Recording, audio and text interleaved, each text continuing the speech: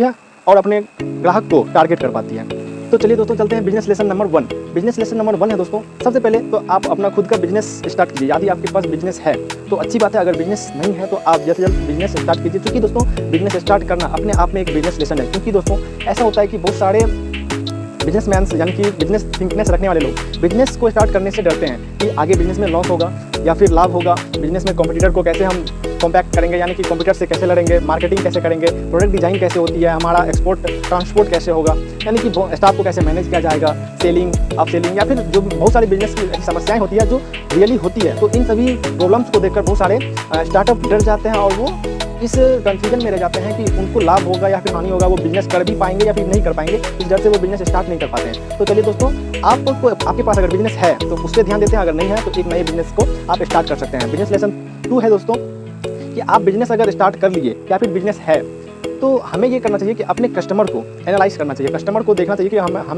हमसे हमारा कस्टमर क्या चाह सकता है, यानी कि हमारा कस्टमर हमसे क्या चाह रहा है, हम उसे क्या दे रहे हैं, हमारा प्रोडक्ट में कितना दम है और हम उस कस्टमर को सर्विस कैसे दे रहे हैं। सर्विस का एक बहुत बड़ा रोल होता है दोस्तों किसी भी बिजनेस को नेक्स्ट लेवल ब्रांड की ओर मूव करने में, ब्रांड की ओर डाइवर्ट करने में। क्योंकि दोस्तों आपकी सर्विस है और आपके प्रोडक्ट में दम है, आपकी प्रोडक्ट की डिमांड है और आपने प्रोडक्ट के बारे में एनालिसिस किया है, प्रोडक्ट के बारे में आपको डाटा है, तो आप अपने प्रोडक्ट को इंटरनेशनल लेवल पर लेके जा सकते हैं अगर आप जाना चाहते हैं। तो नहीं जाना चाहते हैं तो दोस्तों ये तो कहते हैं दोस्तों, अगर कोई सोने का नाटक कर रहा है तो उसे जगाया नहीं जा सकता। अगर जो सो रहा है और वो जगना चाहता है, आगे बढ़ना चाहता है, तो उसे हम जगा सकते हैं, आगे बढ़ा सकते हैं। तो दोस्तों अगर आपको भी अपने बिजनेस को इंटरनेशनल लेवल पे या ब्रांड बनाना है तो आपको अब जग जाना चाहिए।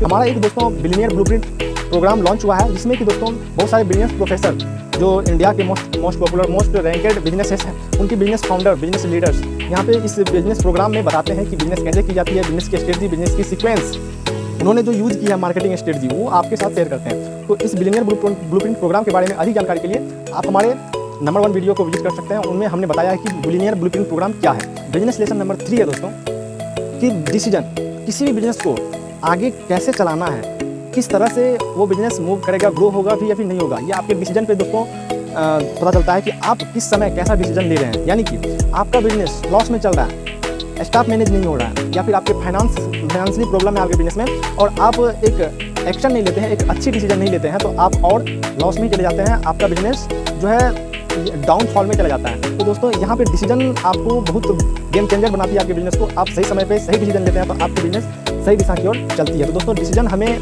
अपने हिसाब से, अपने ऊपर विश्वास करके, अपने स्टाफ के ऊपर विश्वास करके लेना चाहिए कि हमारा स्टाफ, हमारी प्रोडक्टिविटी कितनी है, हम कितने प्रोडक्ट मैन्युफैक्चर कर सकते हैं और हम कितने प्रोडक्ट को डिलीवर कर सकते हैं, हमारी कितनी क्षमता है और हम उस प्रोडक्ट को सही दिशा में सही समय पर पहुंचा सकते हैं या फिर नहीं पहुंचा सकते हैं। तो टाइम मैनेजमेंट दोस्तों हर एक बिजनेस के लिए बहुत ही बड़ा इंपैक्टफुल बिजनेस रोल होता है। बिजनेस लेसन 4 है दोस्तों, आपने बिजनेस स्टार्ट कर लिए, डेटा को एनालाइज किया, आप अपने जो कस्टमर्स हैं उनके पास पहुंच गए। तो अब आप देखिए कि आपके कस्टमर चाहते क्या हैं, आपका प्रोडक्ट क्या सीजन वाइज सेल हो रही है।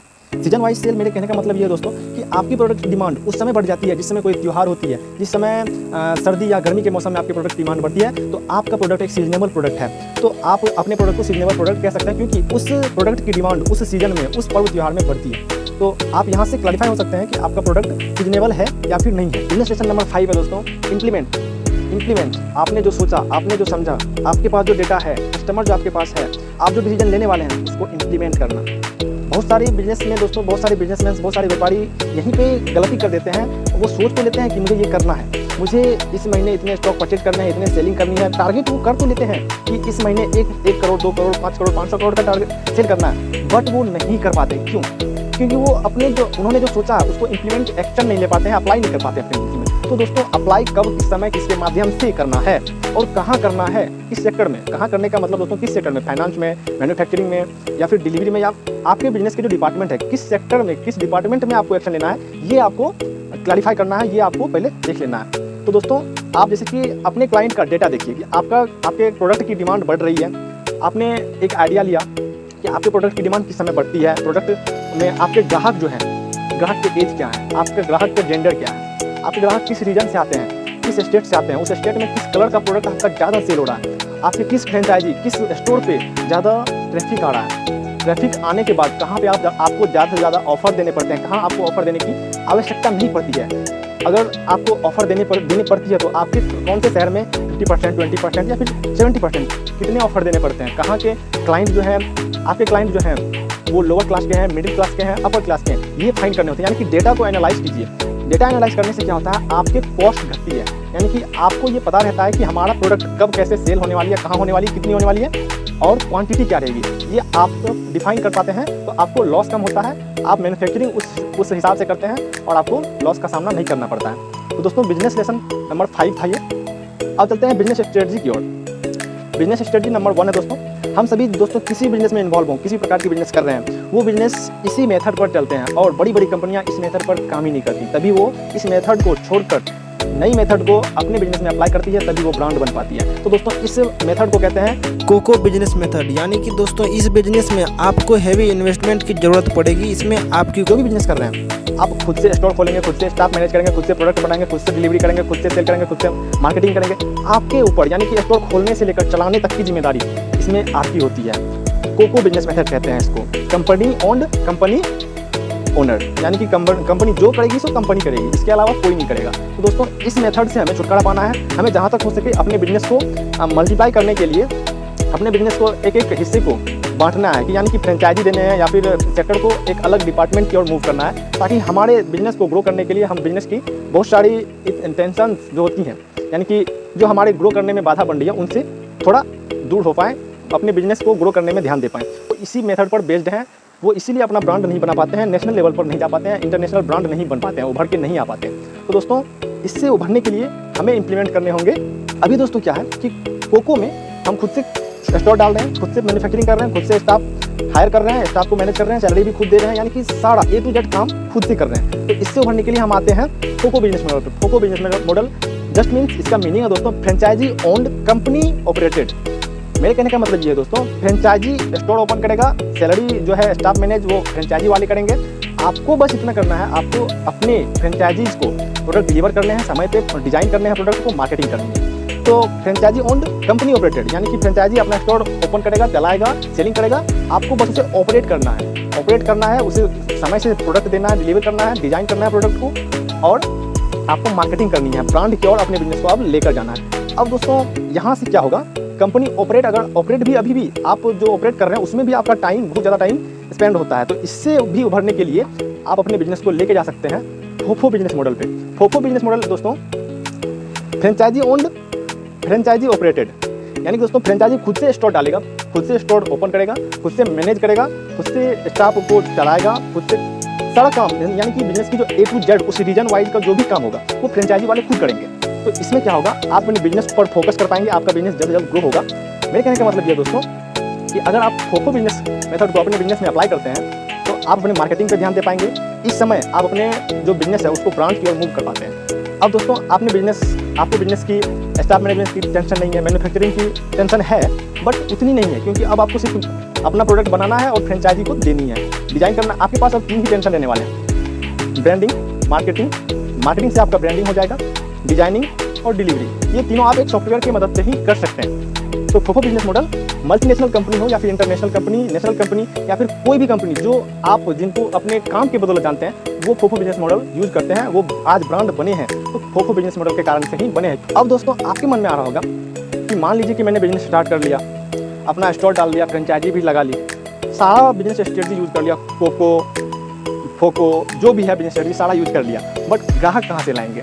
ग्राहक दोस्तों अब आएंगे जैसे ही आपने फोफो बिजनेस मेथड को इंप्लीमेंट किया अपने बिजनेस पे। आप अपने बिजनेस के मार्केटिंग पे लग जाइए, ब्रांडिंग पे लग जाइए। अब अपने कस्टमर के डाटा को एनालाइज कीजिए कि आपके कस्टमर किस रीजन में है, किस सीजन में आपकी सेलिंग बढ़ रही है।